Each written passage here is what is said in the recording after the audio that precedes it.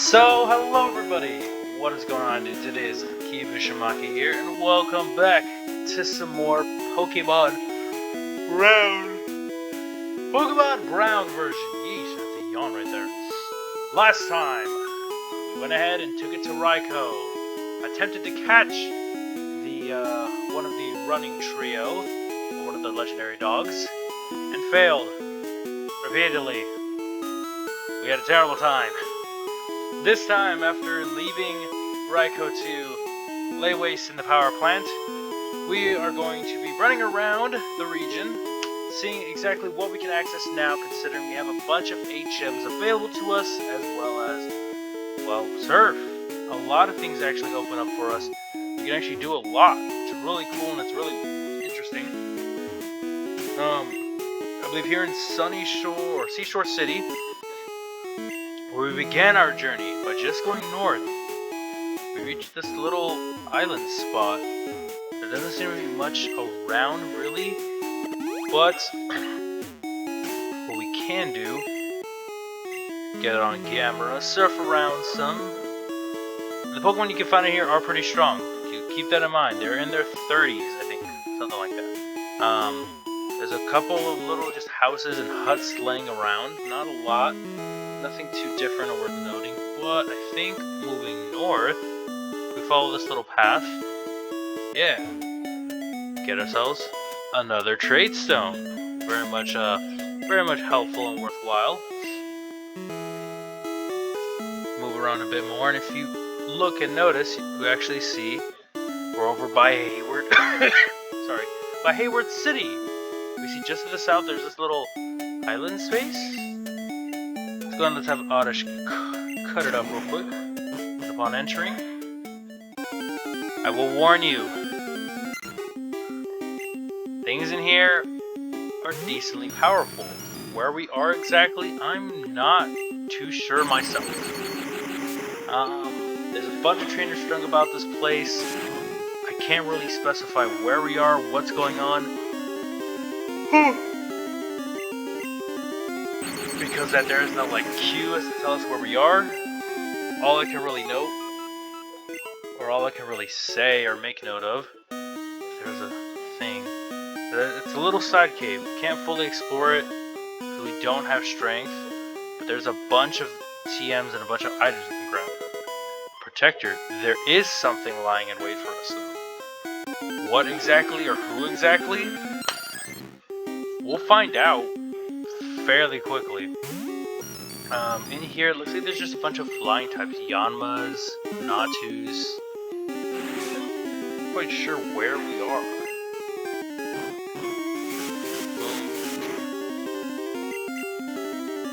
Amazing. I did not mean to use that. I thought I was using, Thundershock. Sonic Boom on us. It's fine. Boom. But yeah, there's a whole flurry of trainers in this place. We can't really tell where we are. We need Surf to get here. We need Cut to access this place. We need Strength to even get in. There's a bunch of just different ways to go. But the big thing in here is, I guess, the big interest of Pokemon we can find. As you can probably tell by my voice, well, we actually get some pretty cool Pokemon strung in here, surprisingly out of nowhere. We have ourselves some Natus and Yanmas, of course. Where else we are?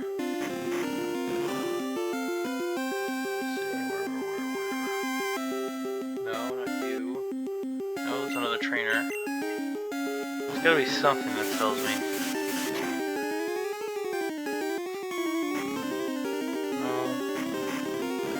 There you go, the 30 Years Cave. That's where we are. No, actually, no, it doesn't even seem like that. No, never mind, it is. Oh, it is the 30 Years Cave. Don't fight any trainers. I was not expecting to come in here yet. I thought that I was like, oh, okay, I'm making good progress, I'm not that far. You know, find a little side spot. It's not really noted, because it is such a difficult and probably your final dungeon to enter. The 30 Years Cave has Pokemon such as Natus, Yanmas, Houndours, Eevees.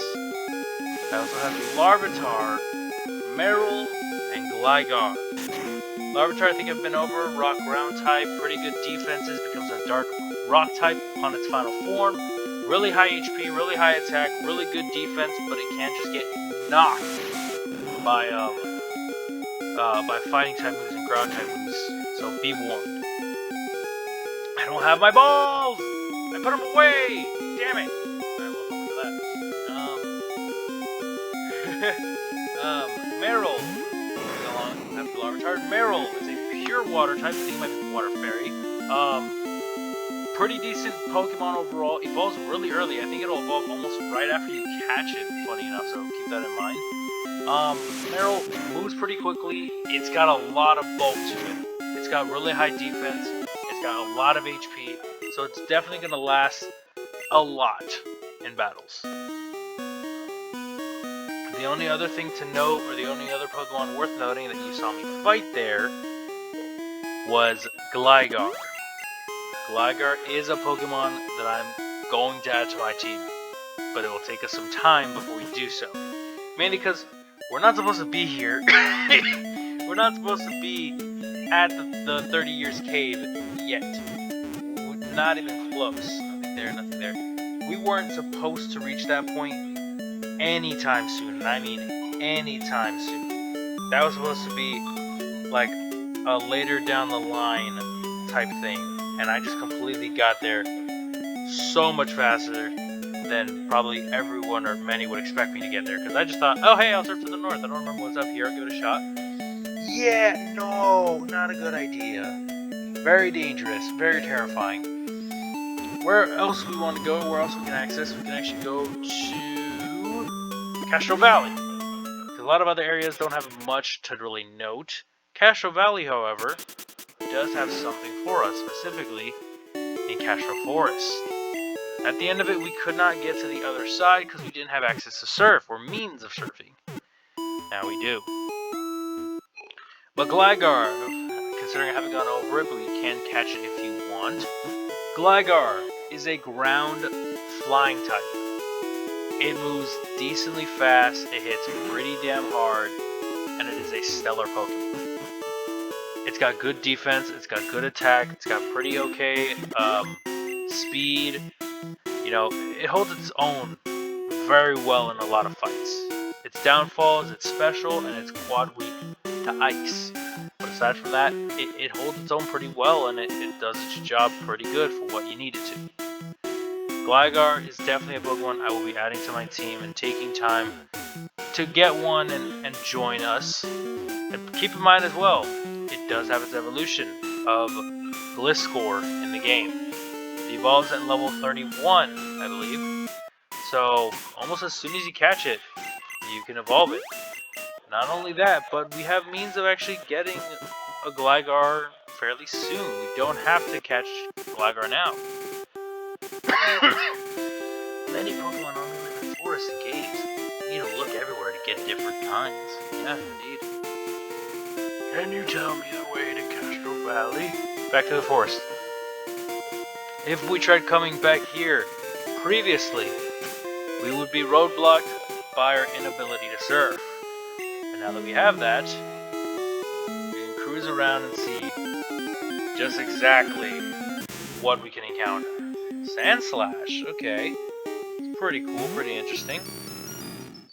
Amongst this place, or amongst these grounds, I suppose, where we are, I'll have to check my map to make sure. Stomp, I'm gonna stomp you. You keep getting back up, I'm gonna stomp you again. Boom.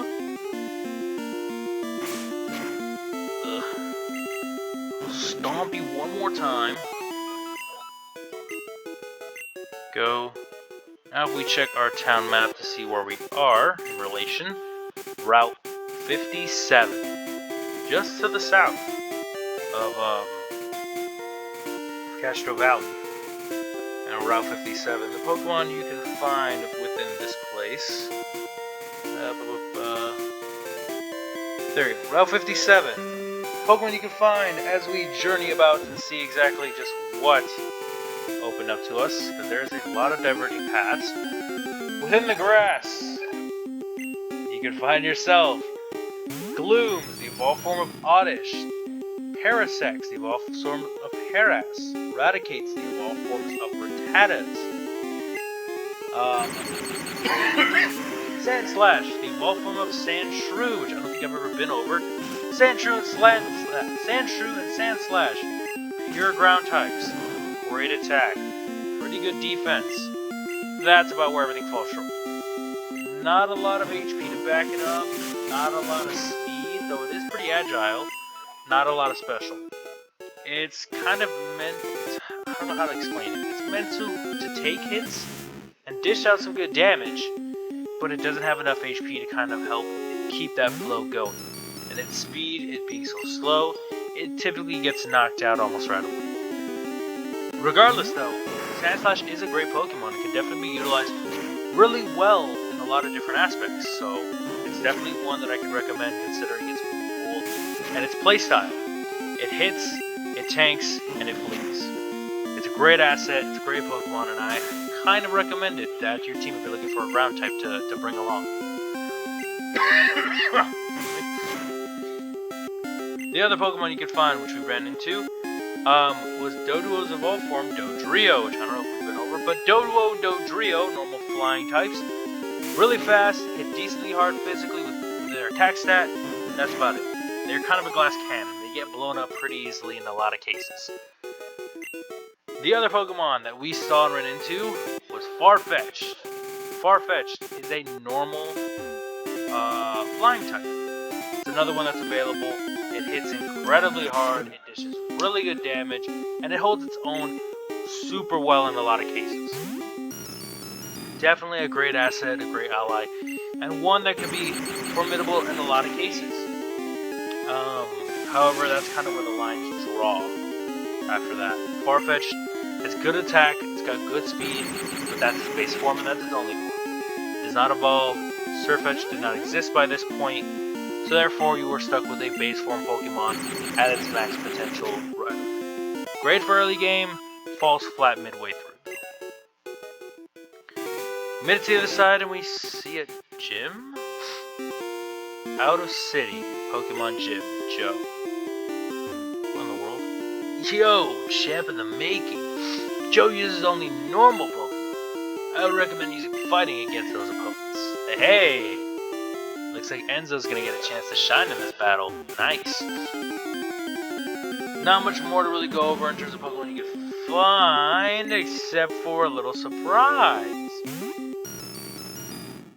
Marowak. Not a Pokemon I was expecting to see, but it's here. Marowak, the evolved form of Cubone, is another pure ground type. Really great attack, really good HP, really good defense. All around, it's great for being both a physical wall and a physical attacker. Aside from that, its move pool is a bit limited. Of course, it's stuck to ground type moves and normal type moves. It doesn't have much to worry about, as it can definitely hit pretty hard. Considering Kirchhoff is steel and electric, it's times 4 weak to it. It's not gonna have a good time. I debated on using Marowak, but I think our rival Mura is actually using one, so I don't want to have 2 on the screen. So I opted not to, and instead... Whoa, okay. We're just zooming on by, we keep finding new areas and new places. Well, of course, to the to the west of Route 57 is Route 56. We're kind of nearing towards Igalo Park, which is not too bad. Yeah, we went to Mercen City and then Route 55, and then we kind of just transferred around it. It's force fights. Okay, well, yeah, no, we definitely have our work cut out for us. We can continue onward, but of course, that's a bit more story progression. There isn't much else here. We have that little gym there. We have the gym back near our hometown. But what's the real interest, the real curiosity? Well, we fly to Osuwari City. We grab our bike, and we see exactly just what is north, and how Johto has changed. That is truly going to be it for now, though. I hope you guys did enjoy. I hope you all have continued to enjoy, of course. And I know it wasn't a lot of progress, but it certainly was just a lot of things opening up and a lot for us to see. I hope you guys did enjoy, though, and I hope you all continue to enjoy. We have another area to explore, actually, before heading up there. We gotta go back to the international thing. Ugh, God. We have to head back to Jeru City, where things can get kind of dangerous. But I mean, hey, why not have a little bit of fun while we're at it? For now, that'll be it. We're going to see just exactly what lies north as we can actually fully explore now, too, with Surf. But I hope you guys did enjoy. Hope you all continue to enjoy. And I'll be seeing all of you dudes later. Peace out, everybody.